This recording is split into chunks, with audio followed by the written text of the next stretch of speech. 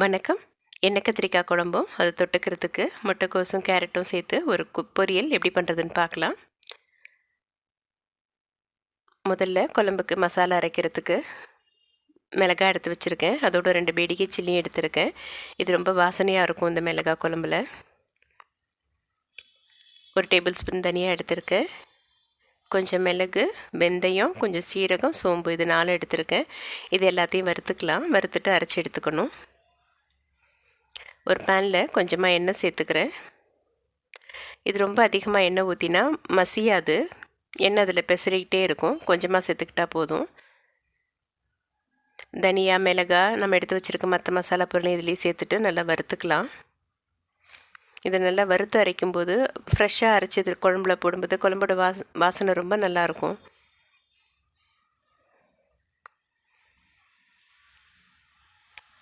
இந்த செவக்கு நல்லா வறுத்தாச்சு. இதோட கொஞ்சம் எள்ளு சேர்த்துக்கிறேன். மசாலா ஃப்ரெஷ்ஷாக போடாமல் குழம்பு மிளகாத்தூள் யூஸ் பண்ணுறதுனாலும் யூஸ் பண்ணிக்கலாம். எள்ளையும் தேங்காயை மட்டும் தனியாக வறுத்து எடுத்துகிட்டு குழம்புல சேர்த்துக்கணும். எள்ளும் நல்லா பொரிஞ்சிடுச்சு. இதை தனியாக எடுத்து வச்சு ஆற வச்சிடலாம். இது கொஞ்சம் தேங்காய் இதில் வறுத்து எடுத்துக்கிறேன். பச்சை தேங்காய் போட்டால் கொஞ்சம் குருமா டேஸ்ட் வந்துடும். இந்த குழம்பு 2-3 நாளைக்கு நல்லாயிருக்கும். அப்போ பச்சை தேங்காய் சேர்க்கக்கூடாது. கொப்பரை தேங்காய் மாதிரி சேர்க்கணும். இல்லை பச்சை தேங்காய் சேர்க்குற மாதிரி இருந்தால் அது நல்லா வறுத்து எடுத்துகிட்டு சேர்க்கணும். ஸ்டவ் ஆஃப் பண்ணிவிட்டு நம்ம வறுத்து வச்சுருக்க எல்லா மசாலாவையும் ஆற வச்சுக்கலாம். ஆற வச்சுட்டு அரைச்சி எடுத்துகிட்டு வந்துக்கலாம். குழம்புக்காக சாம்பார் வெங்காயம் முறித்து வச்சுருக்கேன். அதோட 2 தக்காளி கட் பண்ணி வச்சுருக்கேன். ஒரு 20 பல்லு பூண்டை தட்டி எடுத்து வச்சுருக்கேன். கொஞ்சம் கருவேப்பிலையும் இருக்குது. கத்திரிக்காவை கட் பண்ணி தண்ணியில் போட்டிருக்கேன். இப்போ குழம்பு தாளிச்சிடலாம். ஒரு மண் சட்டியில் 2 டேபிள் ஸ்பூன் வரை நல்லெண்ணெய் எடுத்துக்கிறேன். இந்த குழம்புக்கெல்லாம் கொஞ்சம் எண்ணெய் நிறையா தான் இருக்கணும். ரொம்ப நிறையாவும் ஊற்ற வேணாம். இப்போல்லாம் எண்ணெய் கத்திரிக்காய் குழம்புன்னு பண்ணுறப்ப மேலே 1 இன்ச்சு எண்ணெய் நிற்கிற மாதிரி பண்ணுறாங்க எல்லோரும். அவ்வளோ எண்ணெய் அவசியம் இல்லை. கத்திரிக்காய் தண்ணியில் வேகாமல் எண்ணெயில் வேகணும், அவ்வளோதான். எண்ணெய் காஞ்சிருச்சு. அதில் கடுகு, உளுத்தம் பருப்பு, கொஞ்சம் பெருங்காயம், கொஞ்சம் வெந்தயம் சேர்த்துக்கிறேன். இதெல்லாம் நல்லா பொரியட்டும். இந்த செவந்த வெந்தயத்தோட வாசனை இந்த மாதிரி குழம்புகளில் ரொம்ப நல்லாயிருக்கும். இதோட நம்ம தட்டி வச்சுருக்க பூண்டு, கருவேப்பிலையும் சேர்த்துக்கிறேன். இது கொஞ்சம் வதக்கி விட்டோன்னே இதோட நம்ம முறித்து வச்சுருக்க சின்ன வெங்காயத்தை சேர்த்துக்கலாம். இது வெங்காயம் நல்லா வதங்கணும். அடுப்பை மிதமான தீயிலே வச்சுட்டு வதக்கி எடுக்கணும்.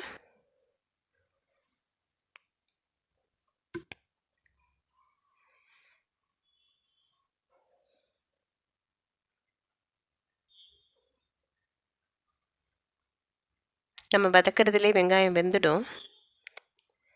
இது நல்லா வதங்கிடுச்சு. இதோட தக்காளியை சேர்த்துக்கலாம்.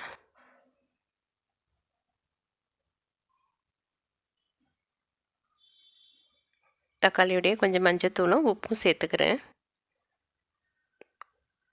எல்லாத்தையும் சேர்த்து நல்லா மிக்ஸ் பண்ணிக்கலாம்.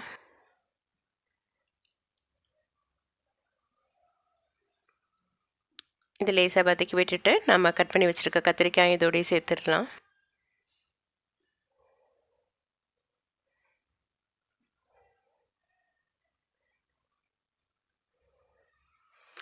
இதை நல்லா வதக்கணும். நம்ம வதக்கிறதுலே கத்திரிக்காய் வெந்துடணும். கத்திரிக்காய் இப்படியும் வதக்குவாங்க. சில தனியாக எண்ணெயில் பொரிச்சிட்டு வந்தோம். இதெல்லாம் நல்லா வதங்கினதுக்கப்புறம் கத்திரிக்காய் எண்ணெயில் பொரிச்சிட்டு வந்தோம் இதில் போட்டு கலந்துப்பாங்க. பட் இதோடு சேர்த்து வதங்கும்போது அந்த தக்காளி, அந்த பூண்டு, அதோட வாசனை, டேஸ்ட்டு எல்லாத்தையும் கத்திரிக்காய் இழுத்துட்டு வேகும். கத்திரிக்காய் சாப்பிட்றதுக்கு ரொம்ப நல்லாயிருக்கும். இது அப்பப்போ கை கொஞ்சம் நேரம் விட்டுட்டு கிண்டணும். கிண்டிட்டு மூடி வச்சுட்டு எடுத்து கிண்டணும். இது ஒரு 5லேருந்து 10 நிமிஷம் ஆகும், நம்ம எடுத்துருக்க குவான்டிட்டியை பொறுத்து. தக்காளி எல்லாம் நல்லா மசிஞ்சிடுச்சு. கத்திரிக்காயும் நல்லா வெந்துடுச்சு.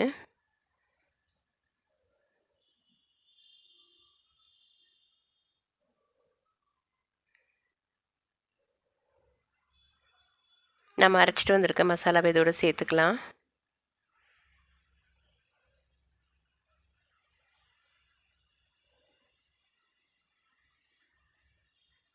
இதில் நிறைய பேர் மஞ்சத்தூள் போட மாட்டாங்க. ரெஸ்டாரண்ட்லாம் நல்ல சிகப்பு கலரில் இருக்கும் எண்ணெய் கத்திரிக்காய் குழம்பு. மஞ்சத்தூள் போட்டால் அந்த ரெட் கலர் குறைஞ்சிடும்ன்றதுக்காக போட மாட்டாங்க. ஆனால் இந்த மாதிரி காரக்குழம்பு, வத்தக்குழம்பு, புளிக்குழம்புலாம் கட்டாயமாக மஞ்சத்தூள் சேர்த்துக்கணும். அப்போ தான் நம்ம வயிறெல்லாம் புண்ணாகாமல் இருக்கும்.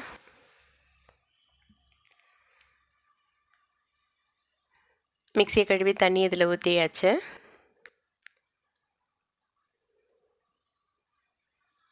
குழம்பு நல்லா கொதிக்கணும்.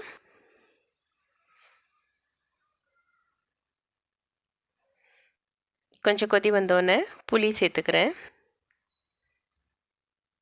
ஒரு நெல்லிக்காய் சைஸ் புளி ஊற வச்சுருந்தேன், அதை கரைச்சி இதில் சேர்த்துக்கிறேன்.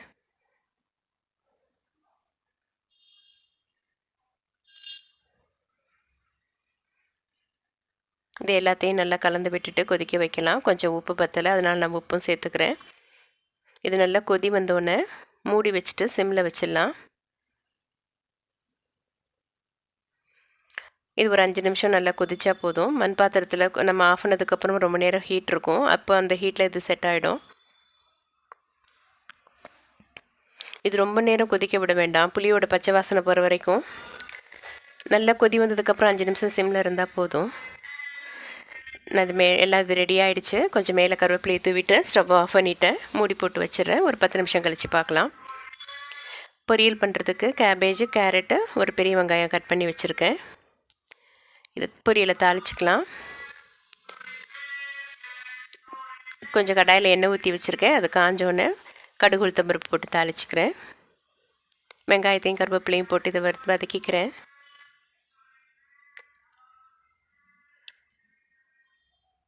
வெங்காயம் நல்லா வதங்கட்டும்.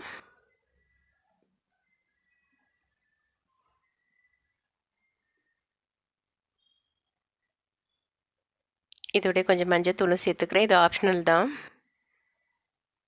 மஞ்சத்தூள் பச்சை வாசனை போக வதக்கிட்டு நம்ம கட் பண்ணி வச்சுருக்க முட்டைக்கோசையும் கேரட்டையும் இதில் சேர்த்துக்கலாம். ஒரு பச்சை மிளகாயை நான் இதோடு சேர்த்துக்கிறேன்.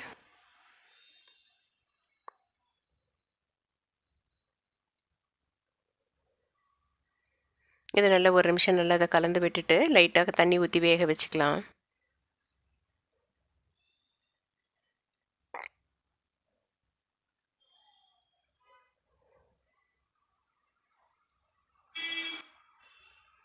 ஒரு 1/4 டம்ளர் தண்ணி ஊற்றிக்கிறேன். ரொம்ப அதிகமாக தண்ணி ஊற்ற வேணாம். இது ரொம்ப நல்லா குழவாக வேகிறத விட ஒரு 3/4 வேக்காட்டில் இருக்கும்போது தான் பொரியல் நல்லாயிருக்கும். பொரியலுக்கு தேவையான உப்பை சேர்த்துக்கிட்டேன். எல்லாத்தையும் நல்லா கலந்து விட்டுட்டு மூடி போட்டு மூடி வச்சிடலாம். சிம்மில் வேகட்டும். இது சீக்கிரம் வந்துடும். ரெண்டுமே சீக்கிரமாக வேகிற காய்கறிங்க தான். இது மிடலில் இந்த மாதிரி தண்ணி இல்லாமல் இருக்கணும். தண்ணி இருக்கும்போதே எடுத்துடக்கூடாது. பொரியல் சீக்கிரம் வீணாயிடும். இது நல்லா வெந்து ரெடி ஆகிடுச்சு. இதோட கொஞ்சம் தேங்காய் சேர்த்துக்கலாம். இப்போவே சாப்பிட்றோன்னா ஸ்டவ்வை ஆஃப் பண்ணிவிட்டு தேங்காய் சேர்த்துட்டு ஒரு தடவை மிக்ஸ் பண்ணி விட்டுட்டு அப்படியே பரிமாறிடலாம். நம்ம லஞ்ச் பாக்ஸ்க்கு எடுத்துகிட்டு போகிறோம், செஞ்சு வச்சுட்டு லேட்டாக தான் சாப்பிட்றோன்னா கட்டாயமாக தேங்காயை போட்டதுக்கப்புறம் ஒரு 2 நிமிஷம் நல்லா வதக்கி விட்டுக்கணும். அப்போ தான் பொரியல் வீணாகாமல் இருக்கும். நல்ல டேஸ்டியான எண்ணெய் கத்திரிக்காய் குழம்பும் அதுக்கு மேட்ச் ஆகிற மாதிரி முட்டைக்கோஸ் கேரட் பொரியலும் ரெடி. நன்றி.